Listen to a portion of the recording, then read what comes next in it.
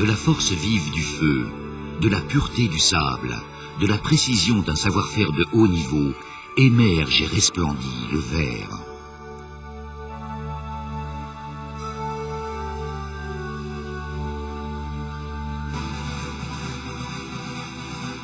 Le verre est une composition faite principalement de sable, un sable d'une extrême pureté.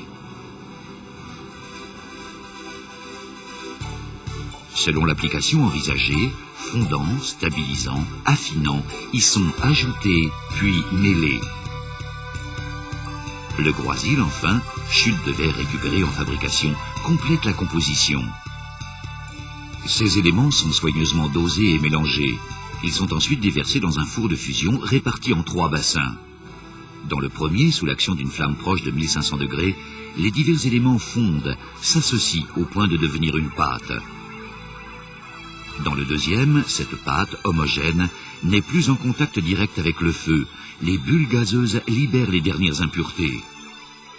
Dans le troisième, le verre, apaisé, quoique toujours en fusion, se dirige vers plusieurs canaux de distribution, alimentant chacun une machine de production différente.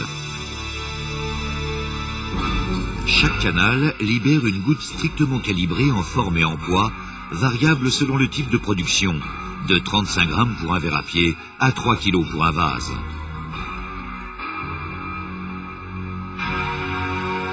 Le soufflet tourné est le procédé le plus connu. L'image du souffleur de verre est encore dans toutes les mémoires. Le souffle façonne la forme qui s'étire, tandis que la main tourne, habile et rapide. Aujourd'hui, la fabrication automatique garantit un niveau de qualité optimal et régulier. La goutte en fusion arrive dans un moule d'ébauche. Sous la pression d'un poinçon, la goutte prend forme, s'étire naturellement, avant d'être enfermée dans un moule finisseur en rotation. L'air, alors propulsé, donne au verre sa forme finale.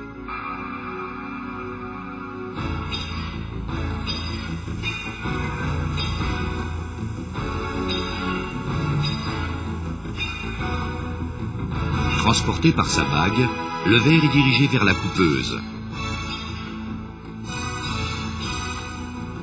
C'est par le feu qu'il sera coupé à la hauteur voulue. 30 secondes ont suffi pour fabriquer un gobelet. Mené à un tunnel de recuisson, il en sortira libéré des fortes tensions internes subies lors des phases successives de sa fabrication. Un à un, enfin, les articles sont contrôlés, dimensions, aspects, touchés, avant d'être disposés dans les emballages.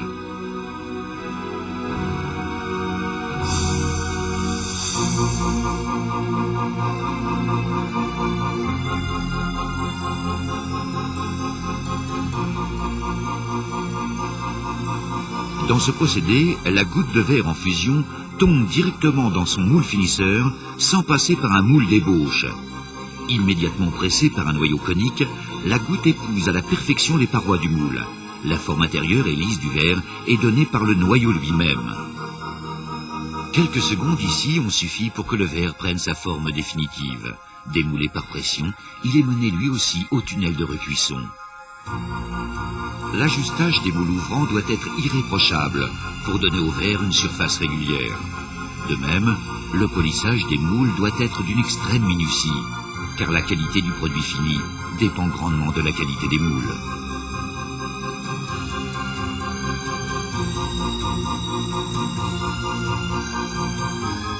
Les moules finisseurs utilisés pour ce procédé dit pressé doivent résister aux chocs mécaniques et thermiques violents.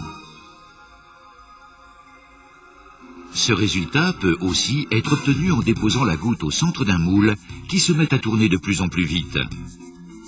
Le verre s'étale par la force centrifuge et prend la forme du moule support. Ce procédé confère aux plats et assiettes une qualité de surface intérieure irréprochable.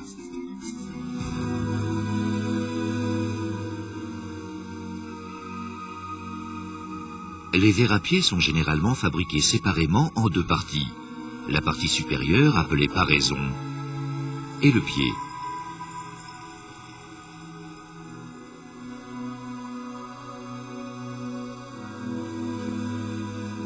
Transportés, passés simultanément dans un tunnel de réchauffage, La paraison et le pied sont saisis pour être soudés ensemble. La magie du feu opère, associée à l'extraordinaire précision technologique.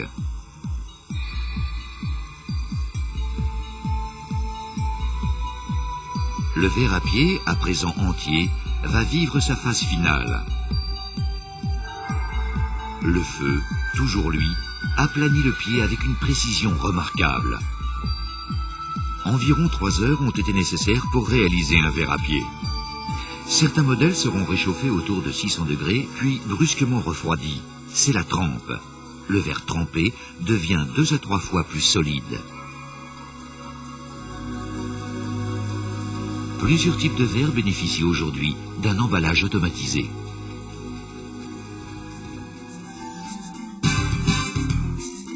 Le verre peut être décoré par sérigraphie ou par d'autres procédés. L'émail vitrifiable est déposé en une ou plusieurs couches, puis recuit. Il devient pratiquement inaltérable. Motifs et couleurs se combinent à l'infini, satisfaisant ainsi toutes les demandes. Décor de prestige, le fin filet d'or reste à ce jour une opération très délicate, toujours appréciée pour son extrême élégance. Pureté, netteté, brillance sont les qualités premières de la verrerie décorée.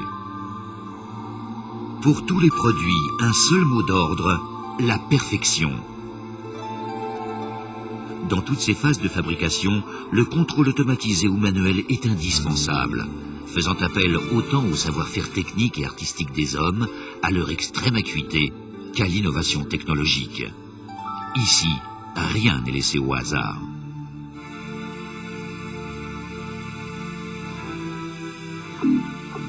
Depuis des années, les ordinateurs règlent automatiquement les installations de fusion électrique. Différent de sa composition initiale, le cristal est reconnaissable par sa sonorité, sa brillance et sa transparence exceptionnelle. Objet de toutes les attentions, il capte à merveille la lumière.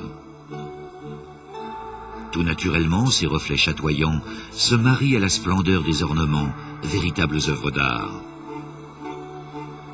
Expression des plus hautes technologies, le cristal perpétue le rêve de tous les magiciens de l'art verrier.